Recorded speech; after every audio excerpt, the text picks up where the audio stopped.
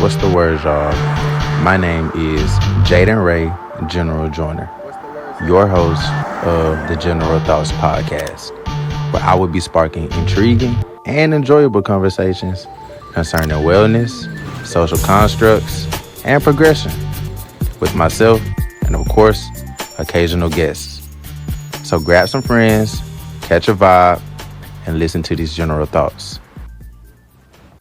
What's the word? What's the word? General Thoughts audience. Your host Jaden Ray, General Joiner, coming at y'all again with another episode of General Thoughts Podcast.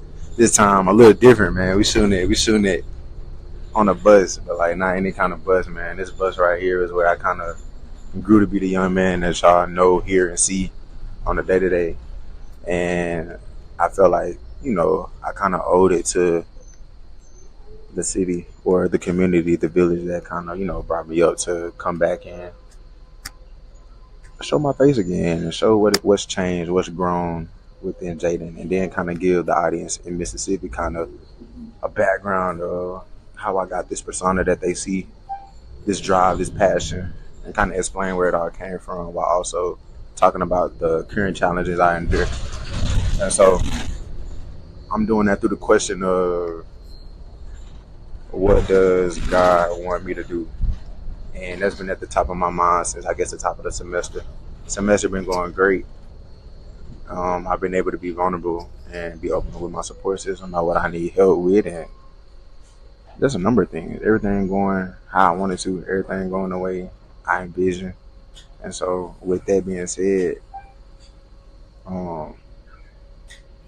asking the question of what does God want me to do could kind of make it hard to, kind of see what you have and see what you've been given and be grateful for that. You know what I'm saying? A lot of times it can be hard, you know what I'm saying? Because you're looking at what you don't have or you're looking at what you wanted, you know what I'm saying? Instead, so that comparison, it's a thief of joy. And that's like, you know what I'm saying? We all know that. But leading down lately for me, it's been difficult for me to steward relationships. And I say steward relationships because, all right, I got these great relationships and I'm, asking questions, they're giving good game, all that. But I think the application is where I'm lacking or where I'm finding trouble. For real. Like, people will give me game and it's like, all right, when and how do I apply this? Or when I'm in a moment, I'm not realizing, oh, this is application right here.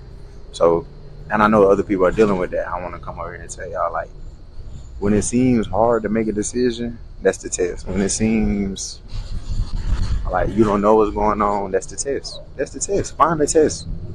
Find the test in the question. You know what I mean? And so after these challenges I've endured, I learned that life seems to be so clouded that even if you don't even know you're doing it right, at the time that you don't know if you're doing it right is the time where you ask the most questions. That's the time that you're supposed to be the most vulnerable. That's the time you're supposed to hit up your trusted circle of people. You know what I'm saying? And most importantly, that's when you talk to God. I'm telling this from a perspective of a person who is very, very prideful. Like, couldn't tell me Nathan at all. So for me to be able to sit here and tell y'all, like, nah, you can definitely chop it up with them people and, like, get what you want. It ain't got to be no help. It ain't got to be because you don't know what you're doing or, you know what I'm saying, you lost. It's just, bro, that's how you go about it. So that's what I'm targeting. And so you begin to see, like, different perspectives from your sources, then you think it's more important to stay down. And it can affect your mental, the way you even approach. So, like, if you're approaching a situation with a negative mindset, and we know this, but, like, if you're going in a negative situation with the mindset of, like, dang, it's already bad, it ain't no way, bro, you worshiping the problem. You ain't giving it no opportunity to really, like, chill for real. So, all that being said, I'm catering this episode to my experiences of how they shaped me as a black man from the rural South. My passions and my endeavors. So on this route, there was a lot of, on this bus route, there was a lot of music, there was a lot of reading, a lot of listening to conversations, a lot of thinking. This bus route kind of rolled through from my crib all the way from Greenbrier, Lyndhurst, rolled down MLK through the west side, you know what I'm saying, up until I got to school. And, just everything I absorbed on that route is what shaped me, shaped my beliefs, shaped my ideology, shaped my passion, shaped my views, you know what I'm saying? This is my reality. And so my school provided me with a bus card. That's how I got to school every day. So they gave me a bus card, and that bus card lasted me a whole week. And so you know, with that, just being in the city, it kind of felt like you was by yourself. And so that came with the things it came with, the run-ins and just everything went on peaches and cream. But like even when it went peaches and cream, it was always a learning lesson to be, you know what I'm saying? It was a learning lesson to be sought. And so them learning lessons was hard for me. They put a lot of emotions in me that I'm just not being able to process. You feel what I'm saying? And so those experiences made me grateful for the sacrifices that my mom made moving us today. You feel me? Being able to even process these things or have access to see these things, even though it may not be good or bad. Like being able to get on a bus and ride through the city all day. I don't know. It got to be something good coming out of that, right? That was my mindset at the time. So shout out to my mama for making the sacrifices, moving us to the A to even get this experience. And you know, I think she did that just so I could find out what I wanted to do with it. My mama wasn't really just put me into what she thought I would be better in. It was like, man, I'm gonna throw you out there. You know, whatever you gravitate towards, you know what I'm saying? She kind of catered towards that. And so, um, a lot of how I assimilated socially was my fault. You know what I'm saying? Like, I ain't gonna say I brought up a lot of stuff on myself, but you know, a lot of how I came across things could have been my fault. You know, I had a loud mouth. I talk a lot of trash, bro. So it brought me in situations. You know how that go, but I'm grateful for how they brought me out for real, man. I came out with a humble mind, and so if I'm being 100, I don't even think I was just massacred. My granny just told me to listen as she was calming me down from I was on a situation earlier this week, and so with that, I want to say to my next part of the episode, I'm gonna open up about when to be quiet, when to be vocal, and this is a struggle for me because I tend to move with a lot of passion, and I see how like that now ain't translating as I try to assimilate in spaces on campus, at state.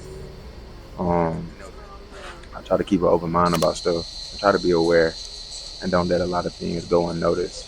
And that's how my mindset. Like I try to be aware, but man, it's hard for me to not let stuff go. I notice I gotta see it. You feel me? And so I want to bring notice and genuine men the cultural gap that I see. And conversations and panels are prevalent. They cool, but I'm more on the action plan, action based type of regimen right now. Like I'm trying to figure out how can we get some momentum from JD conversations and panels that I've been a part of and I witnessed and asked questions. You feel what I'm saying? And so this came about through a conversation that I had with someone earlier this week who works on campus in leadership. And you know, in the conversation, she told me, Jaden, at times of question, like where I am now, she's been there. And she told me it's better when you're trying to mend the cultural gap and if you're speaking on things, you don't want to offend everybody. So it's better at times where you be quiet in public and be open in private. And she stated how it was important to not be vocal in public about what you want to change, but let these things be known in private. And to sum it up, I mean, she's talking about advocacy. And I've been on advocacy for a little minute. What you said, Josh? American Deli. Nah, American Deli on Greenbrier. Hey, Greenbrier Mall over there too. On me, like that's where we was getting the J's at. We passing by Greenbrier Mall. That's where I used to shop at and get all the school shoes when I first moved up here and stuff. Man, it was pretty cool. And then the discount mall over there is where you go get your grills at and all that stuff, bro. It's all cool, bro. Like we grew up on it, man. It wasn't never really nothing really trip off for. Still like rolling through the neighborhood for real. Um, what was I finna say? But I'm really hoping y'all can kind of understand and gauge that when we go through things in life, like things in life ain't gonna be. So if you could tell us how exactly and what deal you did to make your $1 million. I can tell you it's how I came up. Similar to climbing out the grave, huh? Can't be acting like a bitch trying to get saved, bruh. Get that dirt up off your shoulder, step your game up. Can't be chasing pussy, switch your ways up. Can't be f***ing off your loot, you gotta save up. So you gon' probably fail trying to play us. Streets ain't for everybody, get your grades up. Ain't about your money, you just looking for a stage, huh? You know that stunt put a in your brain, huh? So what's the significance about being in Atlanta today specifically? Like, even though maybe the pod episode today wasn't about necessarily being in Atlanta, why was it in Atlanta today? Aside from the timing, I wanted to shoot an episode in Atlanta this season because, again, I want to show I want to show how Atlanta shaped me. I want to show how Atlanta kind of it shaped me. The good, the bad. This bus ride, it shaped me, fam. Which is the reason why I wanted to do the episode on this bus. This is a 50-minute bus ride. I feel like this is what I would have wanted to listen to a General Thoughts podcast on a 50-minute bus ride to get some game on how to matriculate through the world that I'm seeing now. Nobody had it for me, so I'm rolling back with the game that I have now. Spin the game back out. And so it's really just a victory lap, like Nipsey type ordeal type thing. And I feel like that's important for the young people who probably gonna sit on this same bus route, go to the same school, go through the same stuff I went through. Let them see oh, you can really go see other things and come back and still be true to it. Yeah. My question is kind of like that.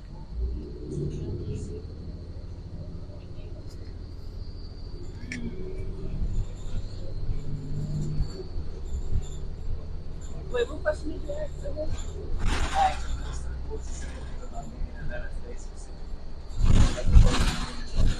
Okay, bet. So, how has Atlanta impacted your life? Because we all know and hear on the news about the bad stuff of Atlanta, but you weren't a product of that kind of environment. So, how did Atlanta shape you to become this successful college student with something that you want to keep pursuing even after college? So basically, how did Atlanta impact your life into growing into who you are today?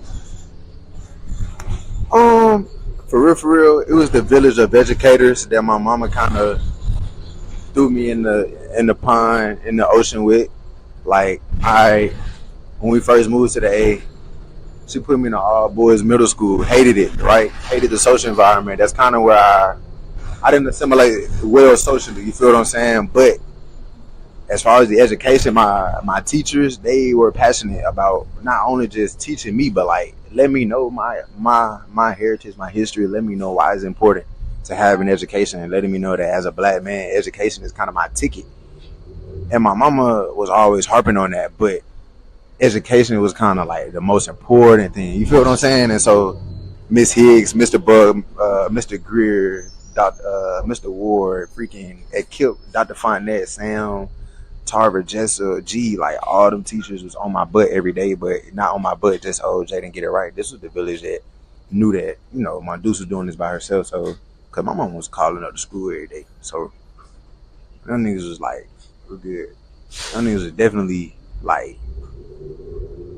in trouble all the time. Niggas was definitely calling my mom, and my mom was calling the teachers, stay on them, so when I left home, nigga, my teachers at school was oh, we heard you tripping at the crib. They tripping on me at school. When I get home, same thing. So that shaped me. Then my mama throwing me in these extracurriculars because I liked the business. I liked it, speaking. So she put me in stuff that would have me doing that.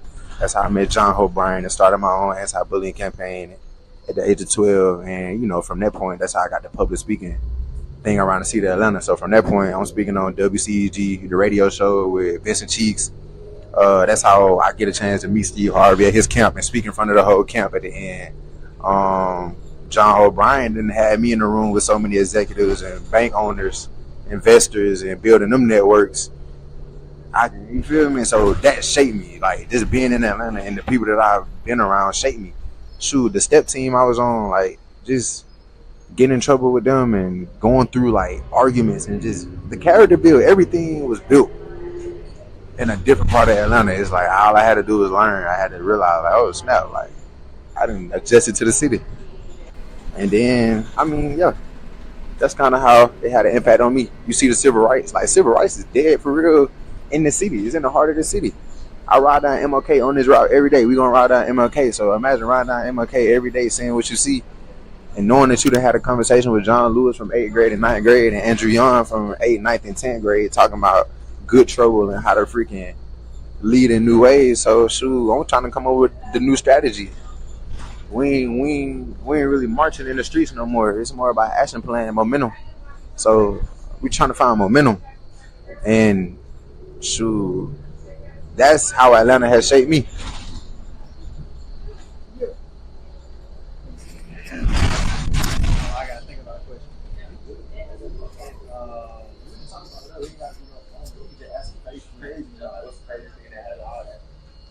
Oh, yeah.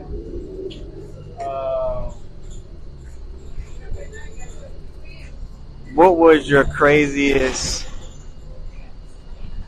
What was your crazy experience like living in Atlanta, like while you was here? Bruh, I hate I'm even putting this out, but look, bruh.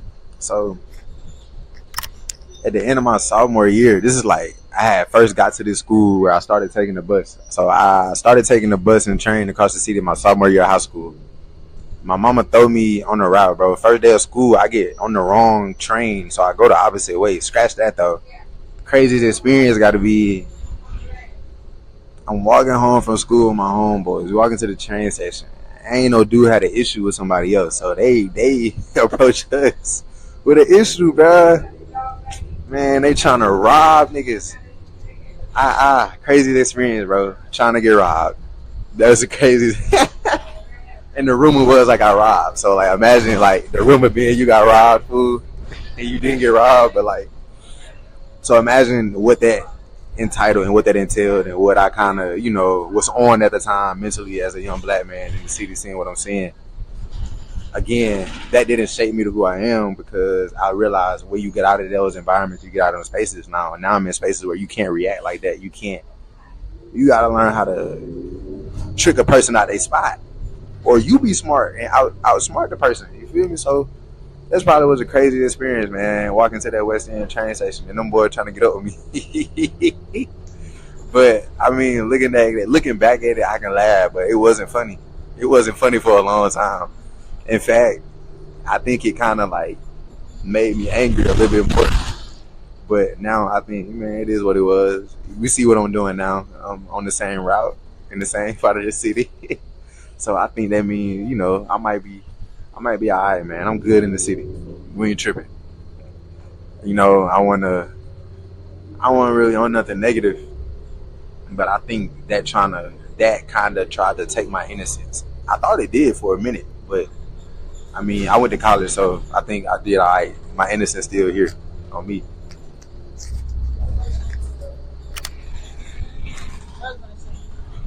What was I gonna say? Oh. Where's your favorite place or favorite thing to do in Atlanta to help you get like your mind right and back to being Jaden? My favorite endeavor to help me get my mind right as Jaden, bro, working with in Atlanta, working with Operation Hope for all them years with John Hope Bryant. I need y'all to do our research on John Hope Bryant and Operation Hope. Like that man is doing what I want to do on a bigger scale, and so John Hope Bryant is a investor, real estate agent, bro, a serial entrepreneur, black man. And what he does is he bridges the wealth gap between minorities and, the rest of America through small business, credit score repair, real estate investment. He has free classes where he goes into the school systems and inner cities of Atlanta and like this Forest game, free sessions. He has a center downtown where, the Operation Hope headquarters. And that's where, we kind of chopped it up. And he gave me game on how to start a business with a business plan. He gave me a business role model who helped me start my business, Vincent Cheeks, who at the time was a radio talk show host. Reason why you get General Thoughts podcast, bro. Like I'm telling y'all, everything I do, I was in the realm with it since I was 12. So imagine you 12 years old and you just starting speaking in front of thousands though. John Hope Bryant giving me $1,000 grant to start a business. I gotta flip the 1,000. You flip the 1,000, he give you 1,500 the next year. You flip that, but then this time you networking with Huntington Bank, you know what I'm saying? American Express executives, Roland Martin, you feel what I'm saying? Steve Harvey, like just rubbing shoulders. I'm 12 now, so I knew the realm of business and marketing and networking and just the power of it at such a young age. It became clockwork. It became so natural to the point of where at state, people are always like, dang, he always serious. Dang, he don't know how to have a humor. But it's like, no, I got a humor. It's just, I'm always on the next endeavor, bro. Like, I'm always on the next endeavor. I'm never chilling. I'm never content. But I'm always grateful. It's gratitude. So I think that was kind of my best endeavor. Like, even when I got to college, like, he had a meeting with the Jordan brand on a collab, and he wanted me to be in the meeting to tell my story of how he impacted. And that was cool just to be in the room, fam. So shout out to John Hope Bryan and Operation Hope, you know what I'm saying, for just coming to Fulton Leadership Academy when they did and teaching that class on financial literacy. And shout out to my teachers who put me in that class to, you know, start a business plan and create the anti-bullying campaign that I did.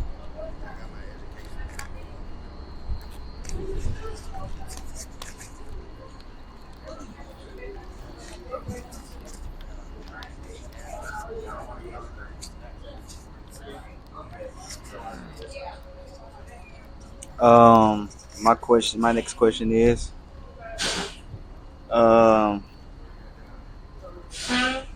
what is the biggest thing you learned after you left Atlanta? Bro, it's better to be quiet. It's better to be quiet, like, for real. You can get yourself out of a lot of situations or avoid a situation if you just sit, observe, wait, be patient, be quiet, don't talk about, you know what I'm saying, observe, bro. Again, like I said, I had a lot of run-in strictly off the fact that I probably was talking too much at the time or too word, like, just at the mouth. And so I said the biggest thing I learned when I left is that you can avoid a lot of things and get in a lot of better situations if you just be quiet. And that's, again, something I'm still learning. I'm 21, fam. People tell you, bro, I ain't never shut up. But, you know, it come with it, man. I'll say that's the biggest thing I learned. Other than that, man, is that you got to know where you came from to know where you're going. Like, Atlanta always makes me realize, like, we came from nothing. This is where we at now, and we still have potential to go as far as we want to, because Atlanta has literally the history, the current, what's going on, current issues, and we got the future all in the city. So, yeah, for sure. Hey, we on MLK now, though. You know what I'm saying? We're going to turn on MLK.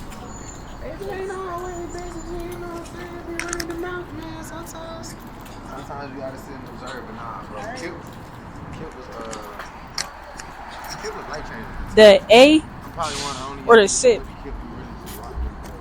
Why are you making me pick?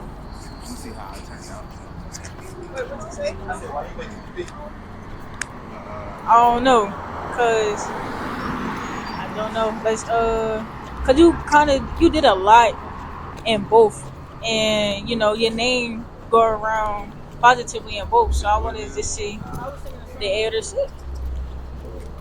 I was thinking. If I'm keeping it a buck, you can take me out of Mississippi, bro, but you can't take the Mississippi out of me. And you can take me out of the A, but you can't take the A out of me, bro. If you ask me which one, I ain't gonna cap. I'd rather live in Atlanta. I ain't gonna hold. Like, Mississippi is very, very behind just on, like, culture, history, everything. It's just mad behind. Like, Mississippi, I don't know. I love it, though, because Mississippi kind of give me time to slow down and think about what's going on around me and process everything that's going on in life in the world. So, but Atlanta, bro, just, it gave me opportunity to find out who I was, be confident in who I was, take up as much space by being who I am, and, you know, it just helped me. It helped me stand on it. Helped me be confident in it, not be apologetic about it. Like, boy, yeah.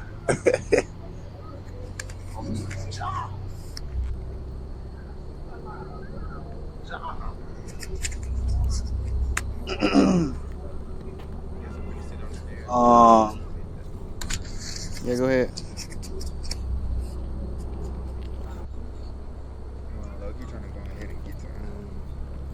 Kind of related to the last question. How different do you think your life would be, or maybe even your education would be, if you would have went somewhere in Atlanta for college or further education? If I had to went to Atlanta for education, Like a school here instead of. oh, if I had went to school here, I mean, me and my mama talk about that. Like, if I had went to Georgia State, if I had went to Georgia Tech, I feel like I would have been all right. Just cause I'm right near the crib. I kind of knew the city well, but I don't feel like, I don't know, bro. I feel like God just had it ordained for me to come back to the silk, bro. Like, and that goes back to like me having this burning passion. I got this burning passion to come back to the silk and go back to my hometown, Menasha County, and just pour into everything, education, economy. Just put billions and billions into it. How I'm gonna do it, bro? We gonna figure it out. God, He got it. He got it burning on my heart, so I know He got it in the plans for it to work. You feel what I'm saying? So, I mean, to answer that, bro, yeah, that's how I'm gonna answer that. Mills, last question.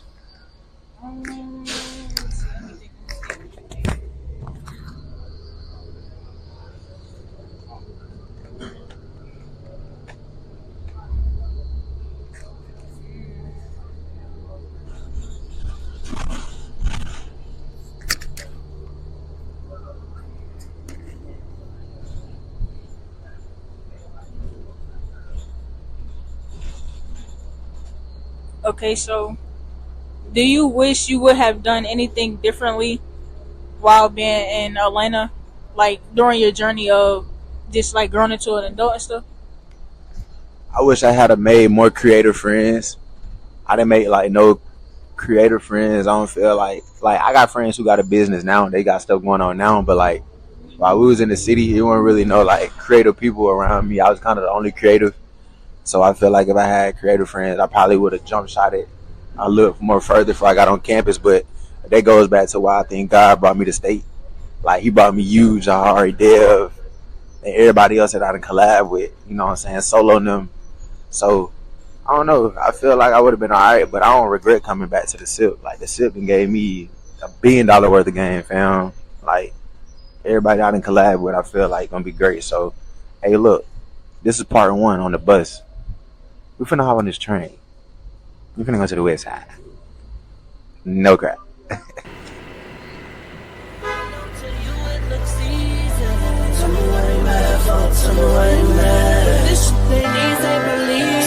Self-made, good really self-made. I'll never understand the type of games you play. West side to the west side, Atlanta until I die. Woman, good Nipsey, best believe in it.